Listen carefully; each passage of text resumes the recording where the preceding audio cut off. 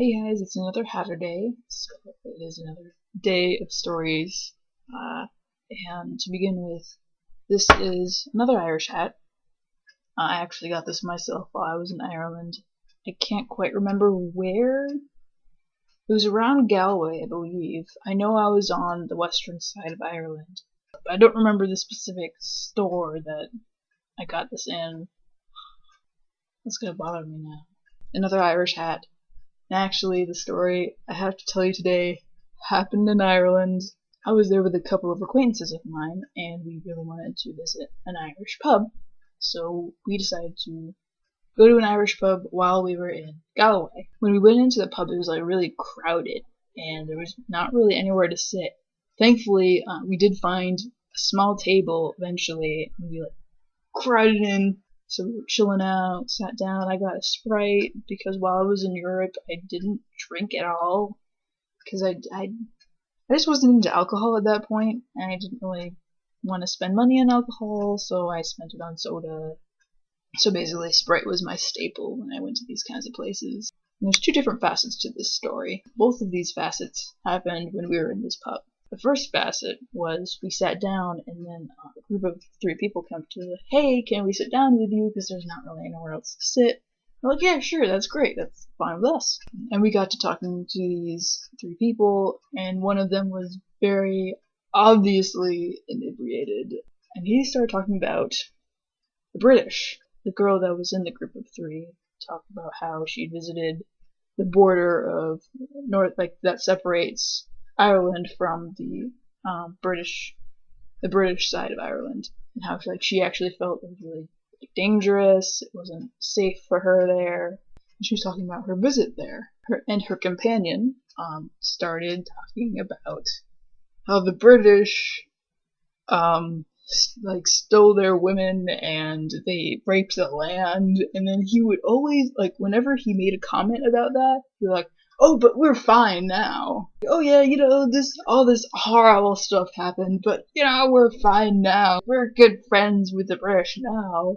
I couldn't tell if he was being sarcastic or if he believed that in his drunk reasoning. Yes, they take away our rights and they mutilate our land, but we're okay now. And of course, me and my companions were listening, well, okay. So basically the first facet of the story is being able to listen to the drunken rant of an Irishman talking about the British. The second facet happened later on when the 3 people who had joined our table decided to leave. And as it got later, a DJ started playing music and people started dancing. So it was 90s rock, 90s pop, that kind of stuff. It was actually pretty cool. And there was actually a lot of 80s stuff too. During this trip around Europe, I found that I really liked to dance, which I didn't know that about myself before.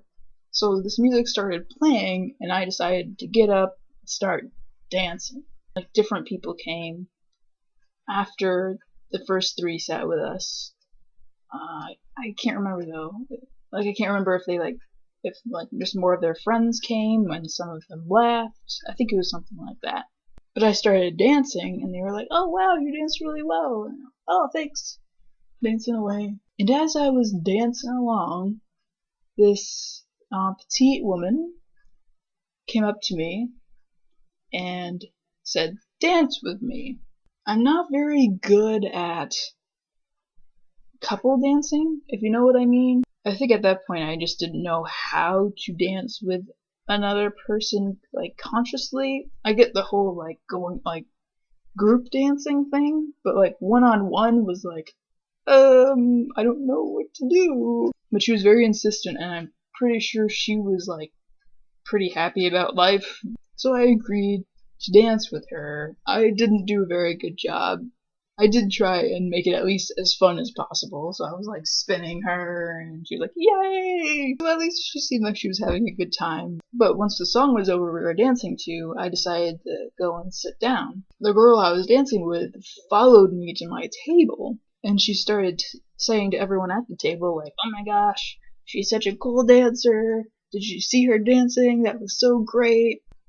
And it was very flattering. I was very appreciative of what she was saying. And after she told the whole table how great I was at dancing, she comes up to me, gets really close, puts a hand on my shoulder, leans in, and starts talking in my ear. The music was so loud, I couldn't quite tell what she was saying. But there was a few key words I picked up, and one of those words involved basically her taking me home.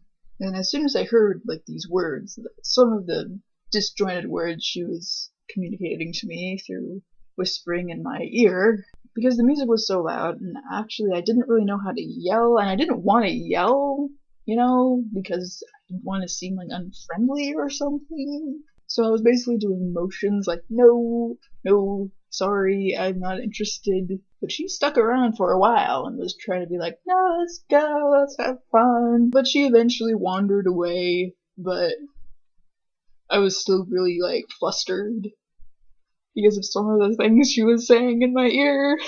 I'm left to wonder what exactly would have happened. But, I was in a foreign country, I didn't know where she lived, and I didn't want to leave my companions, so I decided not to tempt fate and I stayed with my traveling companions, and, went home that night and slept, and nothing really that exciting happened for the rest of the time. Whatever had happened ages ago, well, not ages, a few years ago, and it was interesting. So that was my Ireland story. A few more things happened in Ireland while I was there. Like, the weather was insane, first of all. I got lost around the hills of Moher. I think that's how you pronounce it. The hills of Moher. Like, me and my companions were trying to find I think it's the tourist center of the hills of Moher, but we got lost. And we were basically wandering around, and there was, ruins of old houses, and we were right next to the cliffs, so we were walking along and looking down. The weather was crazy for a while. It would rain, then it would snow, and then it would be clear again, then it would be really windy, and then it would rain, and then it would snow. Literally, I'm not kidding you. The snow was coming down in torrents. You couldn't hardly see. We actually had to take cover behind an old stone wall for a while. We also had to take cover behind a hill for a while, because the wind was so wicked. I almost lost my brown hat that I was wearing last week because the wind took it away, but I was able to run it down. So that was the cliffs of Moher, and we never did find the Traveler's Center. We just wandered around and decided to just head back the way we came. On the whole, Ireland was amazing, beautiful, gorgeous place, and I would definitely go again, certainly. So that was the story for today. Stories. And next week I may do another traveling story. Usually my traveling is pretty low-key. Nothing really happens to me that often when I'm traveling, thankfully. But I'll come up with another story for you next week. I'll try and decide on one. I was about to say that I will see you soon, but I hope you will see me soon. That's awkward. So farewell, until next time. If there's a next time. Dun dun dun. Yeah, bye.